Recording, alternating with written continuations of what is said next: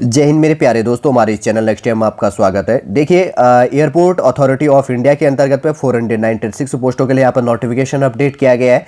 और पूरा अगर बात करेंगे तो किसके लिए वैकेंसी है, क्या चीज़ आपके फॉर्म भरने के लिए इंपॉर्टेंट इन्फॉर्मेशन हो जाता है, पूरा इस वीडियो के अंतर्गत मैं शॉर्ट रूप से आपके लिए प्रोवाइड करूंगा।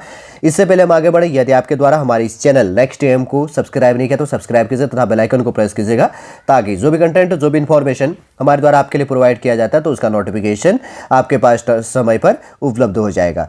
बात करेंगे भारतीय विमानपत्तन प्राधिकरण, जिसको कहा जाता है एयरपोर्ट अथॉरिटी ऑफ इंडिया। अगर इसके हेडक्वार्टर की बात करें तो राजीव गांधी भवन, सफदरजंग हवाई अड्डा, न्यू दिल्ली हो गया 110003। इसका क्या हो गया, पोस्ट इंडेक्स नंबर यहाँ पे हो जाता है। किसके लिए है, एयर ट्रैफिक कंट्रोलर के लिए। क्लियर करके मैं बता देता हूं, जैसे कि यहाँ पर लिखा गया है एयर ट्रैफिक कंट्रोलर के लिए recruitment of junior executive air traffic controller और in airport authority of India advertisement यहाँ पर अपडेट किया गया है। देखिए, अगर वैकेंसी को बांटने की बात करेंगे तो जैसे कि यहाँ पर दिया गया है जूनियर एग्जीक्यूटिव बेस के अंतर्गत पे एयर ट्रैफिक कंट्रोलर, और इसके अंतर्गत पर टोटल 496 पोस्ट है। अनरिजर्व कैटेगरी के लिए 199 199 पोस्ट है। ईडब्ल्यूएस के लिए 49 पोस्ट है, 49 सीट है। अदर बैकवर्ड क्लास ओबीसी के लिए 140 140 सीट है।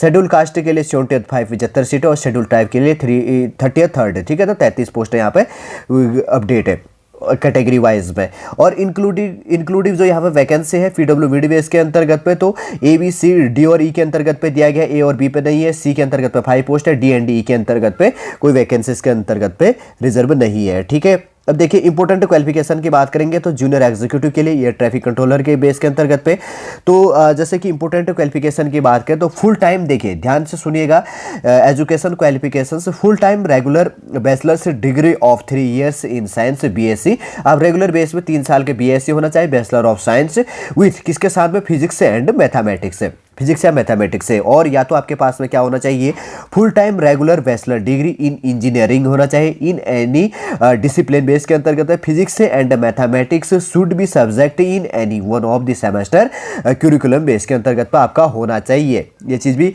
इंपॉर्टेंट है। देखिए, इसमें बात कहा गया है कि द कैंडिडेट सेल हैव, इसके अंतर्गत में मिनिमम जो प्रोफेंसी की बात कही गई है इन बोथ स्पीकन और रिटर्न की बात इंग्लिश 10+2 लेवल स्टैंडर्ड के बेस में यहाँ पर आपका होना चाहिए। 10th और 12th के बेस में, मतलब आपको लिखना पढ़ना आना चाहिए। 10वीं के बेस में आपको पूछा जाएगा।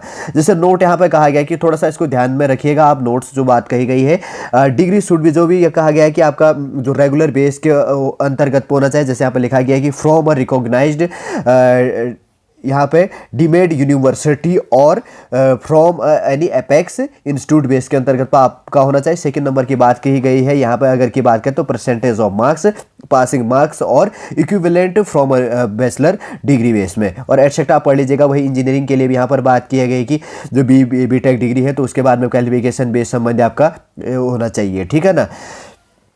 और उसके बाद में एज लिमिट की बात करें तो मिनिमम एज लिमिट कुछ नहीं है और मैक्सिमम एज लिमिट 27 होना चाहिए। और आपका एज लिमिट की बात करेंगे तो किस डेट को होना चाहिए, 30 नवंबर 2023 के बेस में मैक्सिमम आपकी एज लिमिट 27 आपकी होनी चाहिए। एज रिलैक्सेशन की बात करें तो छूट देने की बात कही गई है शेड्यूल कास्ट के अंतर्गत पे और शेड्यूल ट्राइब के अंतर्गत पे 5 ईयर्स का, ओबीसी के अंतर्गत पे 3 ईयर्स का और पीडब्ल्यूडी बेस के अंतर्गत पे 10 ईयर।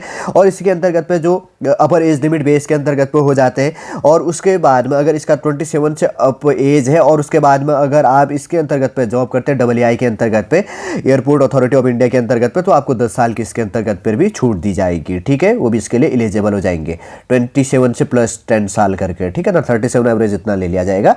और उसके बाद की बात करेंगे तो इंपोर्टेंट डेट यहाँ पे इंपोर्टेंट हो जाता है। Open date for online application की बात करें तो 1 नवंबर 2023 को इसका ओपन कर दिया गया है। लास्ट डेट की बात करेंगे तो 30 नवंबर तक आप फॉर्म भर सकते हैं यदि आप इसके लिए एलिजिबल है। और tentative date of online examination की बात करेंगे तो will be announced on AAI website के अंतर्गत। तो जो यहाँ पर वेबसाइट दिया गया है रेड गोले के अंतर्गत पे, मैं इसको जूम कर देता हूँ आपके लिए। देखिए यहाँ पर www.aai.aero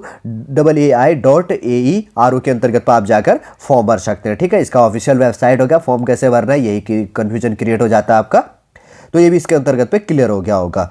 उसके बाद में इंपॉर्टेंट इंस्ट्रक्शन की बात कही गई, कोई इतना इंपॉर्टेंट है नहीं यहाँ पे। और उसके बाद में देखते हैं और चीज़ क्या निकल के आता है। लगभग 8 पेजों का यहाँ पे जो PDF प्रोवाइड किया गया है। हाउ टू अप्लाई मैंने बता दिया आपको अप्लाई कैसे करनी है। और उसी के साथ में जैसे थोड़ा सा यहाँ पे देखिए फोटो और सिग्नेचर के लिए भी जो केवी की बात कही गई है ना, फोटोग्राफी की जो बात कही गई तो आपका देखिए 20 केबी से लगभग 50 केबी के बीच में आपका फोटो होना चाहिए।